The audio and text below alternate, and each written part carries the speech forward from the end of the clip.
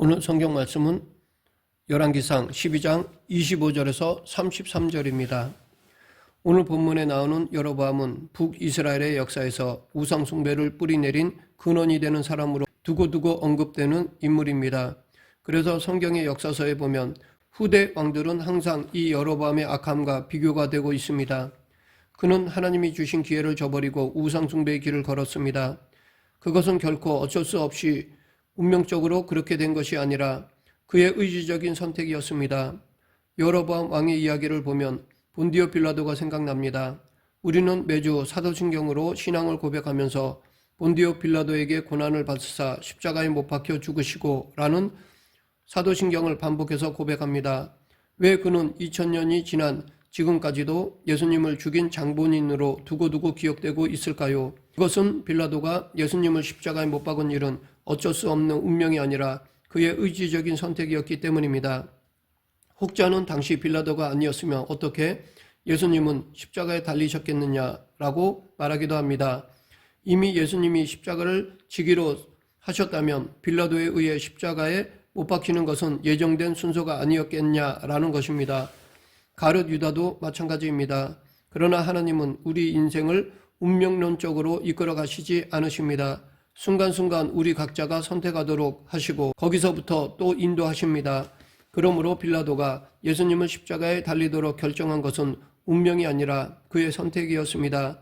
가룟 유다가 배신한 것도 운명이 아니라 그의 선택이었습니다. 또한 혹자는 만약 빌라도가 아니었다면, 가룟 유다가 아니었다면 그날 그때 예수님의 십자가 사건이 발생되지 않았을 것이냐라고 말하기도 합니다. 즉 예수님의 십자가 사건이 있기 위해서는 그들이 반드시 필요했다는 것입니다. 그러나 하나님께는 만약이라는 것이 허용되지 않습니다. 인간 사이에서는 만약이라는 것을 생각해 볼 수 있지만 이 세상을 당신의 섭리로 이끌어 가시는 하나님께 만약이라는 말은 있을 수 없는 것입니다. 이 만약을 하나님께 적용한다는 것은 인간의 교만입니다. 하나님이 여로보암을 택하신 이유는 솔로몬의 타락 때문이었습니다. 솔로몬은 1000명이나 되는 처첩들을 거느리고 온갖 이방신들을 들여와 온 이스라엘을 우상 숭배에 빠뜨렸습니다. 하나님은 그런 솔로몬을 버리시고 나라를 북이스라엘과 남유다 이렇게 둘로 나누셨습니다. 그것은 이스라엘을 멸망시키기 위해서가 아니라 보존하시기 위한 것이었습니다. 그리고 하나님께서 이스라엘을 보존하시려고 한 것은 솔로몬이 아니라 다윗과 한 약속 때문이었습니다. 솔로몬은 엄청나게 많은 건축과 토목공사를 벌였기 때문에 당시 이스라엘 백성들은 솔로몬이 부과한 엄청난 세금과 각종 부역으로 고통당하고 있었습니다. 솔로몬이 죽고 그의 아들 르호보암이 왕위에 오르자 백성들은 이 같은 어려움을 호소하며 부담을 덜어달라고 요구하였습니다. 그러나 솔로몬을 이어 왕이 된 르호보암은 어리석게도 백성들의 요구를 무시하고 오히려 자기는 아버지 솔로몬보다 더 많은 짐을 지우겠다고 큰소리쳤습니다. 그러면 르호보암은 왜 이렇게 했을까요? 그것은 불안감 때문입니다. 아버지 솔로몬이 누리던 부와 명예를 지킬 자신이 없었기에 르호보암은 불안했고 그 불안감을 감추기 위해 더 강하게 통치하려고 한 것입니다. 그러자 백성들이 화가 나서 르호보암에게 등을 돌리고 여로보암을 북이스라엘의 왕으로 추대하였습니다. 이것은 분명히 백성이 잘못한 것이지만 하나님의 뜻이기도 한 것이었습니다. 하나님은 이스라엘 백성들을 구하시려고 여로보암을 택하신 것입니다. 여로보암은 왕이 되고 나서 가장 먼저 지정학적으로 아주 중요한 위치에 있던 세겜과 분우엘을 왕궁의 중심지로 삼았고 종교개혁도 일으켰습니다. 여로보암은 왕이 된 후 아주 열심히 여러 가지 일들을 시도하였습니다. 그런데 문제는 여로보암의 열심이 하나님의 뜻과 상관없는 열심이었다는 것입니다. 그는 왕으로서 열심을 냈지만 하나님의 뜻과 상관없이 자기 마음대로 하는 열심이었습니다. 오늘 본문 25, 26절 여로보암이 에브라임 산지에 세겜을 건축하고 거기서 살며 또 거기서 나가서 분우엘을 건축하고 그의 마음에 스스로 이르기를 나라가 이제 다윗의 집으로 돌아가리로다. 여기 보면 분명히 여로보암이 자기 마음에 스스로 이르기를 이라고 되어 있습니다. 바로 이것이 문제의 핵심입니다. 하나님께서는 솔로몬과 르호보암의 잘못으로 파탄에 빠진 나라를 구원하시려고 여로보암을 북이스라엘 왕으로 세우셔서 이스라엘의 12지파 중 10지파를 그에게 맡기셨습니다. 이렇게 엄청난 특권을 은혜로 받은 여로보암은 하나님의 뜻대로 다스리기 위해 수고해야 했습니다. 그러나 그는 오히려 백성들이 하나님께 예배하러 성전에 있는 남유다로 돌아갈 것이라고 생각하며 걱정하였습니다. 27절 만일 이 백성이 예루살렘에 있는 여호와의 성전에 제사를 드리고자 하여 올라가면 이 백성의 마음이 유다 왕 된 그들의 주 르호보암에게 돌아가서 나를 죽이고 유다의 왕 르호보암에게로 돌아가리로다 하고, 예루살렘은 북이스라엘의 바로 남쪽이자 남유다의 가장 북쪽에 위치한 곳이었습니다. 특별히 예루살렘은 하나님께서 유일하게 성전을 허락하신 곳이기 때문에 이스라엘 백성들에게는 아주 상징적인 곳입니다. 여로보암은 그러한 예루살렘을 백성들이 그리워할 것이라고 스스로 생각한 것입니다. 그리고 백성들의 마음이 르호보암에게 돌아가서 자기를 죽일 것이라고 생각하였습니다. 그러면 실제로 백성들의 마음이 르호보암에게로 돌아갔습니까? 그렇지 않습니다. 그것은 스스로 생각한 것입니다. 자기 생각일 뿐입니다. 이것은 착각입니다. 이것이 문제입니다.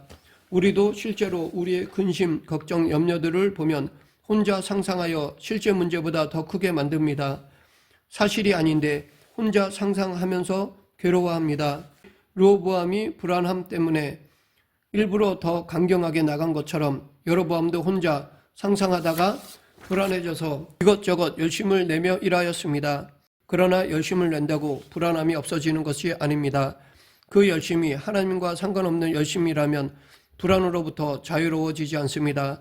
다시 말해 열심히 하기는 하는데 그것이 하나님의 마음에 맞는 방향이 아니라 자기 마음대로 하는 열심이라면 불안으로부터 자유로워질 수가 없습니다. 오히려 열심히 할수록 더 불안해지고 염려가 많아집니다. 여로보암은 나라를 세워보려고 열심히 일하였습니다. 그러나 하나님의 뜻과는 전혀 상관없이 그저 자기 마음대로 열심히 한 것이었습니다. 하나님 편에 선 사람은 하나님께 묻고 또 물으면서 하나님의 뜻을 따라 열심히 일합니다. 하지만 하나님 편에서 있지 않은 사람은 스스로 생각하고 스스로 결정하면서 열심히 일합니다. 모든 것을 자기가 결정합니다. 양쪽 다 열심히 일하지만 하나님 편에 서지 않은 사람의 열심은 불안해서 시작하고 그 중심에는 자기가 있습니다. 자기가 주인입니다. 여로보암의 문제는 게으름이나 타락이나 악한 행실에 있는 것이 아니었습니다. 그의 진짜 문제는 잘못된 방향에 있습니다. 백성들의 마음이 변해서 자기를 떠나 예루살렘으로 돌아가며 어떻게 하나 하는 불안함 때문에 그는 스스로 판단하며 여러 가지 일들을 열심히 했지만 그것은 정작 자기 열심이었습니다. 그 결과 그는 하나님께 죄를 짓고 말았습니다.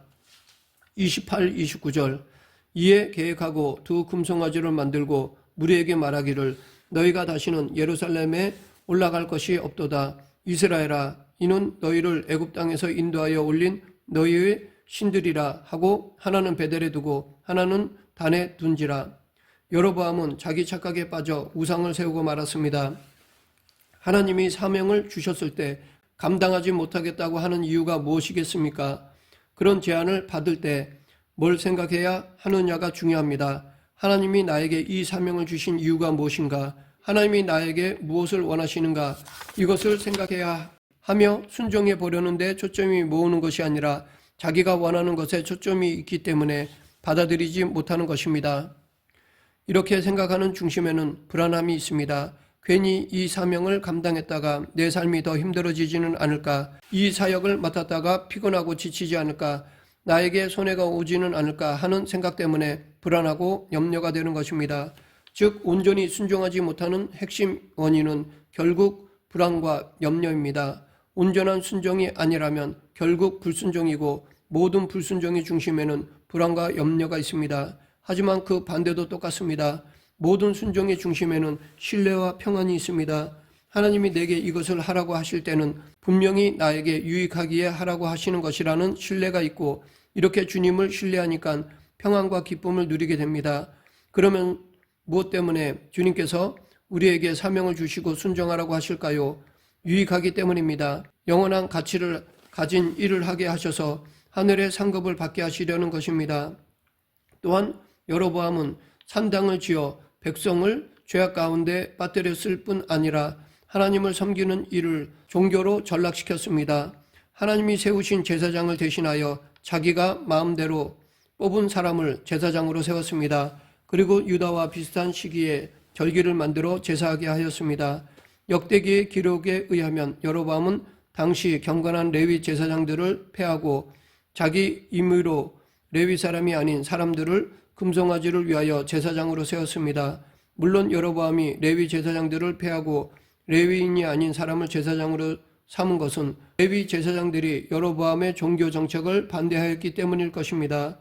역대기 13장 9절에 의하면 여로보암은 누구든지 어린 수송아지 한 마리와 수장 7마리를 끌고 와서 장립을 받고자 하는 자마다 자기가 세운 신의 제사장이 되게 하였습니다. 이렇게 세워진 자들은 여로보암 당시에 종교인으로서 국가의 인정과 보호를 받으며 종교적인 일에 임하였습니다. 물론 나라에서는 엄연히 그들을 제사장으로 세웠기에 그들은 당시 국가가 인정하는 종교인들이었고 실제 여호와를 섬긴다고 하면서 금송아지를 섬기는 제단과 산당에서 봉직하고 있었습니다. 그러나 그들이 과연 하나님의 일을 감당한 것이라고 할 수 있을까요? 그들이 제사장이라는 이름을 가지고 있다고 해서 하나님의 일꾼이었을까요? 아닙니다. 그들은 우상의 일꾼이었고 여로보암의 일꾼이었습니다. 또한 여로보암은 자기 마음대로 정한 달에 베델에 쌓은 단에 올라가 분향하였습니다. 이처럼 여로보암 자신이 직접 제사를 행하는 것은 자기가 정한 이 날과 이 종교 제도에 아무 문제가 없다는 것을 보여주므로 이 제도에 대한 백성들의 불안감을 제거하려는 목적 때문이었을 것입니다. 그러나 좀 더 깊이 생각하면 여기에는 더 큰 위험이 도사리고 있습니다. 왜냐하면 여로보암 왕이 이처럼 직접 제사를 지낸 데에는 애굽의 영향과 무관하지 않기 때문입니다. 열왕기상 11장에 보면 그는 한때 솔로몬의 칼을 피해 애굽으로 도망하여 애굽 왕 시삭과 함께 상당한 기간을 함께 보냈습니다. 이 기간 동안 그는 분명 애굽의 종교적 풍속을 몸에 익히게 되었을 것입니다. 특히 종교와 관련해 고대 왕들은 대개 자기를 신의 아들로 최고의 제사장으로 생각하고 직접 제사에 임하는 경우가 많았습니다. 더욱이 태양의 아들로 지칭되는 애굽의 바로 왕은 더더욱 그랬습니다. 바로의 경우 그 자신을 신의 아들로 여기고 있었고 자기의 직무에 제사장의 직무를 항상 포함시켰습니다. 애굽에 있는 동안 바로의 행사를 보아온 여로보암은 자기가 이스라엘의 왕이 되어자 즉각적으로 이 일을 모방했던 것이며 이러한 행동 안에는 자신을 절대화하고 신격화하고자 하는 의도가 포함되어 있었던 것입니다. 그래서 그는 신앙적 전통을 무시하고 자기 마음대로 단을 세우고 절기를 새롭게 제정하고 제사장까지 자기 마음대로 임명한 것이었습니다. 이 모든 여로보암의 행위는 전적으로 하나님에게만 속하여 누구도 침해할 수 없는 신앙적인 영역까지 자기가 통제할 수 있다고 생각하는 교만에 근거하고 있습니다. 하지만 여로보암이 이처럼 하나님의 말씀까지 무시하며 자신을 절대화하고 신격화한다고 해서 정말 그렇게 높아졌을까요? 아닙니다. 오히려 그와 정반대였습니다. 이로 말미암아 그는 오히려 하나님으로부터 버림을 받아 이후 그의 집안이 완전히 쓸어버림을 당하게 되었으며 그 시체마저 제대로 매장되지도 못하고 들짐승과 새의 먹이가 되는 심판을 받게 되었습니다. 그런데 여로보암의 이 망령된 행실은 사람들 마음속에 뿌리 깊이 자리한 죄악된 본성 속에 포함된 교만한 욕구와 일치합니다. 태초에 하나님의 계명을 어기고 하나님처럼 되고자 하는 욕망에 사로잡혀 선악과를 따먹었던 아담과 하와와 같이 우리 인간들은 예나 지금이나 이처럼 자신을 높이고자 하는 행동들을 끊임없이 반복합니다. 그러나 성경에 보면 자기 스스로 높이며 교만했던 사람들은 하나같이 심판을 받았습니다. 반면에 겸손한 사람은 하나님이 높여주십니다. 한 예로 다윗은 이스라엘 역사상 가장 위대한 왕이었지만 하나님 앞에 겸손한 자였고 여로보암과 전혀 다른 삶의 길을 걸어갔습니다. 그의 길은 하나님 앞에서 종의 자세를 견지하고 나아가는 겸손의 길이었습니다. 그 결과 그는 하나님이 높여주심으로 말미암아 이스라엘의 최고왕으로 기억되었습니다. 그러면 여로보암의 문제가 무엇입니까? 그는 하나님을 기쁘게 해드리는 일이 아니라 사람을 기쁘게 하는 일에 열심을 냈습니다. 그는 하나님이 아니라 사람들의 마음을 붙들기 위해 애를 썼습니다. 그리고 교만하였습니다. 그럴 때 죄가 자기 삶에 들어온 것입니다. 인생의 성공과 실패는 내가 얼마나 열심히 살았느냐에 달린 것이 아니라 하나님께서 내 삶을 통해 얼마나 기뻐하시느냐에 달렸습니다. 많은 사람이 억울한 일을 당했을 때 내가 얼마나 열심히 살아왔는데, 내가 얼마나 최선을 다했는데 이렇게 돼 라고 합니다. 그러나 하나님 앞에서 우리의 열심은 별로 중요하지 않습니다. 하나님의 뜻대로 하는 것이 중요합니다. 말씀을 맺겠습니다. 여로보암은 왕으로서 최선을 다했지만 그것이 하나님과 상관없는 열심이었기에 백성들을 죄의 길로 인도하고 말았습니다. 우리 삶에서 가장 중요한 것은 열심히 하는 것이 아니라 하나님의 뜻대로 하는 것입니다. 하나님은 우리의 열심이 아니라 우리의 열심 가운데 당신의 마음이 있는가를 보십니다. 우리가 하나님의 마음을 품고 최선을 다할 때 하나님은 기뻐하십니다. 하나님의 마음을 품고 신앙생활을 하는 저와 여러분이 되길 간절히 축원합니다. 기도하겠습니다. 생사와 화복을 주관하시는 하나님 아버지, 내 중심이 아닌 하나님 중심, 내 뜻이 아닌 하나님 뜻을 구하며 살아가는 모든 성도들이 되게 하여 주시옵소서. 예수님 이름으로 기도드립니다. 아멘.